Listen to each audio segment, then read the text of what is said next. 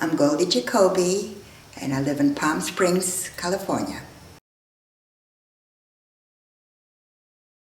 One year we visited our grandparents and in Poland, in a small little town. And as we were visiting them, I suddenly saw one day, I don't know if it was right after or not, that the entire community seemed to have been crying and sad, and that's when I started getting aware. And also I was looking for my mother at that time because I couldn't find her, and I panicked because everybody was crying. And then I found her. She was down at a neighbor's who was a young teacher in that town. And I opened the door and I heard my mother crying, and she was crying. And what I saw really changed my life forever. I saw them taking the teacher's baby who was just born. They put her in a suitcase and they suffocated the baby. And that's when I really got terrified. I thought that I'm going to be in the same place, you know. And they put the baby until it cried no more. And that's how I knew that something is really going on, something horrible. This was my mother and the teacher did that. Because they did that, which you will later find out, is because they heard that the Germans are coming in and the baby has no chance to survive. So instead of, they must have heard what they do to babies, because that's what they did. That was the kindest thing they could have done, is to kill the baby so that the baby won't have to suffer. And that was my first introduction to what was about to happen.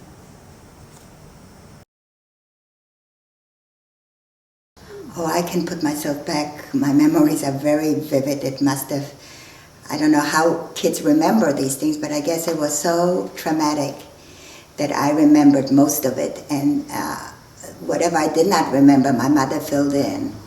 So I do remember almost all of it. Not shortly after this happened, we were sleeping at my aunt's, because we visited my grandparents and some aunts and uncles in that little town. And we were sleeping in one of my uncle's house, and out of nowhere, middle of the night, we heard pounding on the door, and they screamed in German, Polish to open the door. And nobody opened it, they just kicked it in. And by that time, I think my father and my uncle ran away to the back door because they must have known that they were going to be picked up for slave labor. So they rushed in and started screaming at my mother to tell them where my uncle and my father went. And my mother resisted for a while because she wanted them to escape to the back.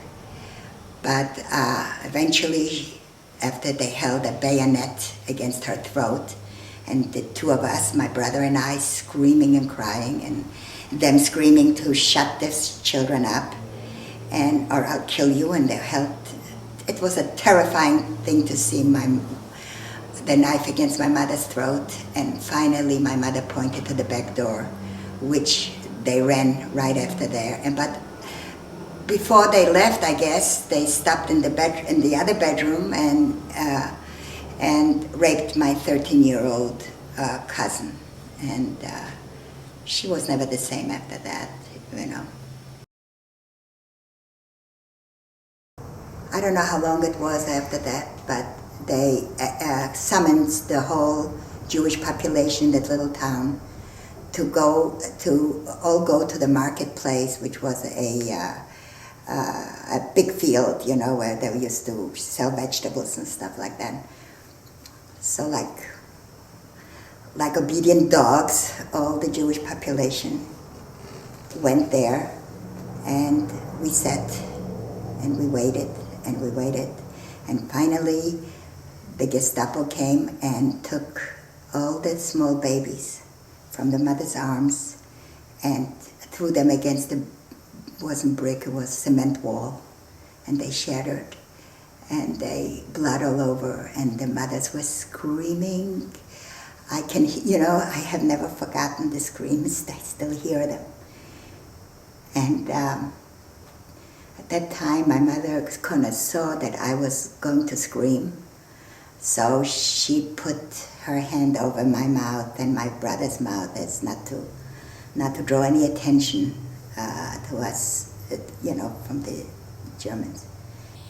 And after that, they decided to kill the old people. So they summoned all the old ones, including my grandmother and grandfather, and didn't take much to kill them because they just hit them with a rifle on their heads, with the rifle butts, and they died. And then they ordered us all to go to our apartments, to our houses. We went there, and by that time my father and my uncle came back. And they asked my mother if they could, they couldn't ask really permission. They just said they wanted to go and join the partisans because they were young men. But then no children or no wives or children were allowed to come. So my mother said, go save your life if you can. And then they left us to die. But before they left us to die, they decided that maybe they can save us by some hook and crooks. They dug a hole in the living room of my uncle's house, and they put floorboards supposedly back, and then a big chest, and so we won't be, noticed. Because they suspected that this next thing will be the town will be all killed, whoever was left in that town. As long as the men were no longer there, the women and children will be killed. So, but then they secured it with one of my uncles hiding in the attic, so that if he survives, he will be able to get us out of that hole and we could run. That was upon his survival, otherwise we would die in that hole, suffocation. Well, the time came when we heard them coming, they were coming in, and we jumped into that hole, my mother, my aunt, 4 children, 2, 4 or 5, and the others 8 or 9, my brother and my cousin.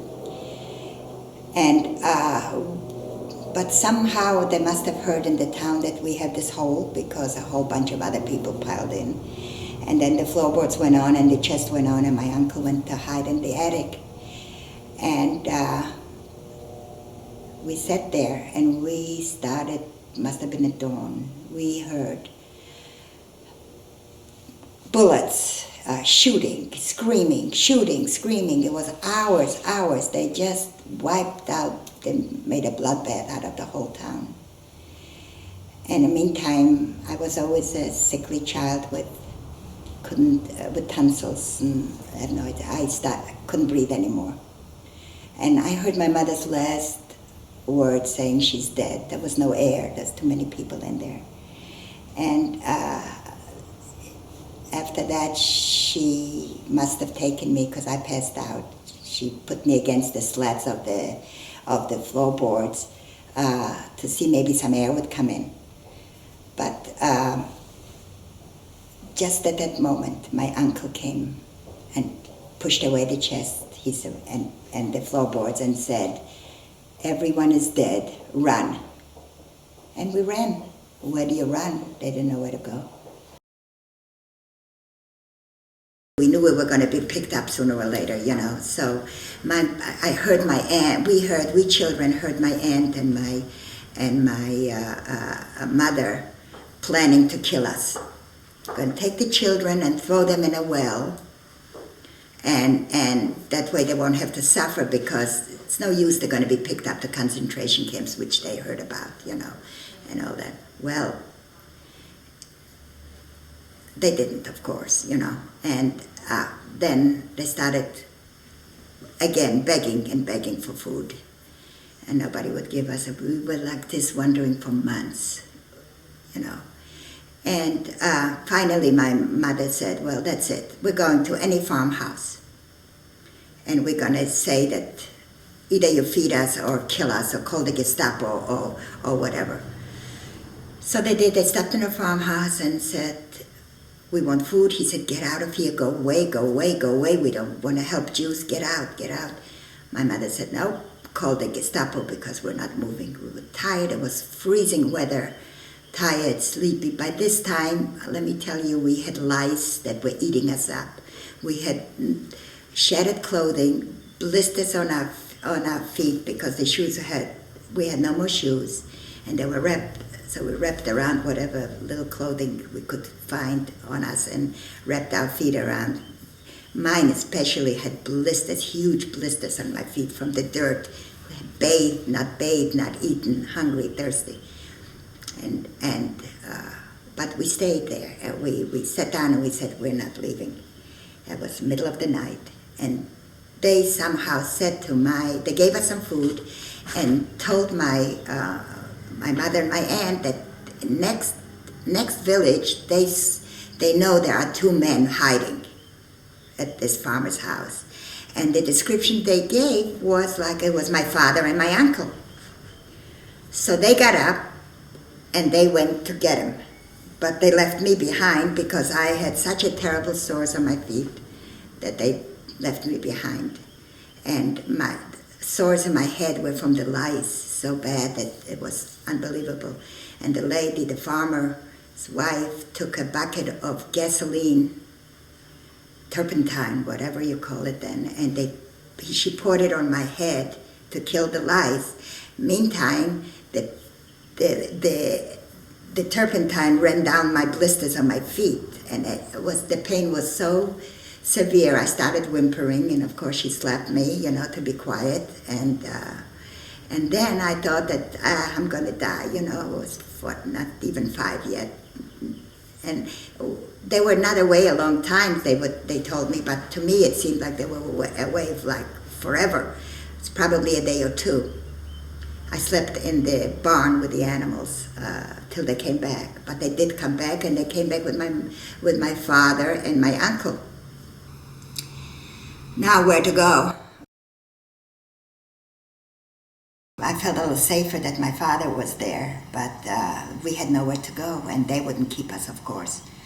So they decided that in the forest there were some partisans, so they were going to take us to the forest. And they also knew that in the forest there were some Jews hiding also.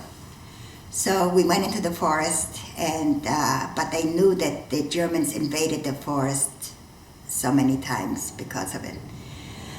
So they had a lookout. Well, one day the lookout comes and screams, "The Germans are coming."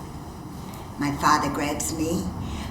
Everybody ran in different directions. My mother and my brother ran in different directions. My aunts, everybody ran in different directions. And I was freezing. I think it was so cold that when you spit, the spit got frozen in midair.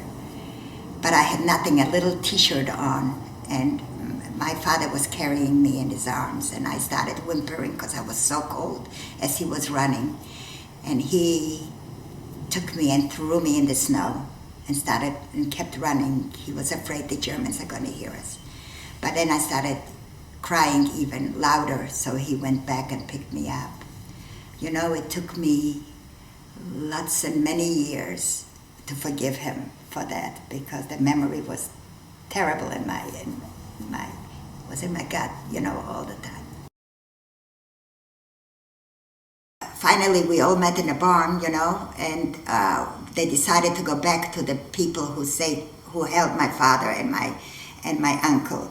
They were they were Seventh-day Adventists, and he was beaten up so many times for helping Jews, suspicion of helping Jews. Of course, if they knew that he really helped Jews, they would have killed him. But he used to bring some food to the forest. It was a real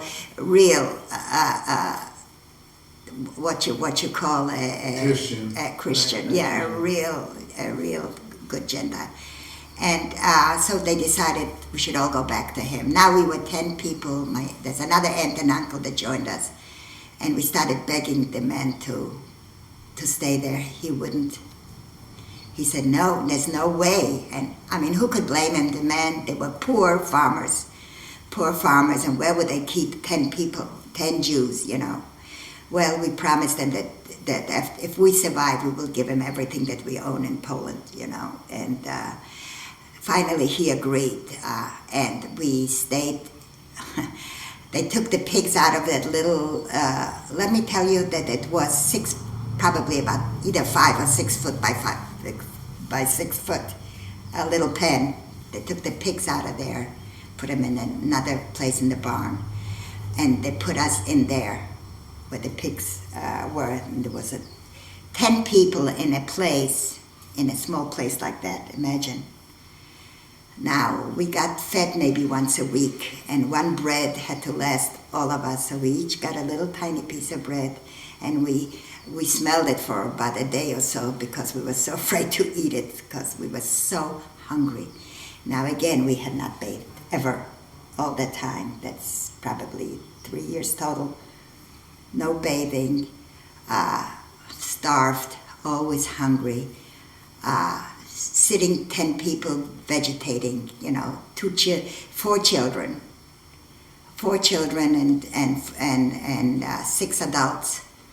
And just doing absolutely nothing. The brain went dead, I think, you know. And there were, like I said, no food, filthy, dirty.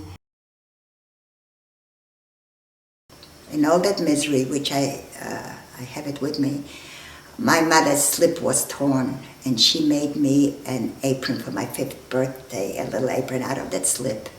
By hand, she asked the lady, the farmer, to bring her some thread and a thing. And it's the only thing I have from that time, so you can see by the apron how little I was, you know, how small I was. I saved it. This is the only thing I have from those days. The apron would be now about 65 years old. We sat like that for 2 years, couldn't lie down, because we were so cramped. So we slept for 2 years with head on each other's shoulders, you know.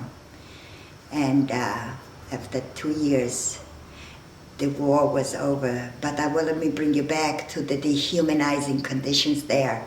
We could not relieve ourselves privately. It was in front of each other. And it had to be on the pile of feces where the cow and the pigs did their business.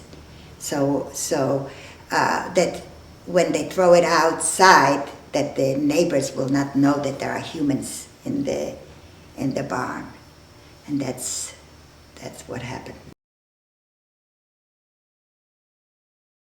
Well, we're telling our story for it never to happen again. That's the main reason, and we think that by telling our stories, maybe the world will be a better place to live for our grandchildren, our children and our grandchildren.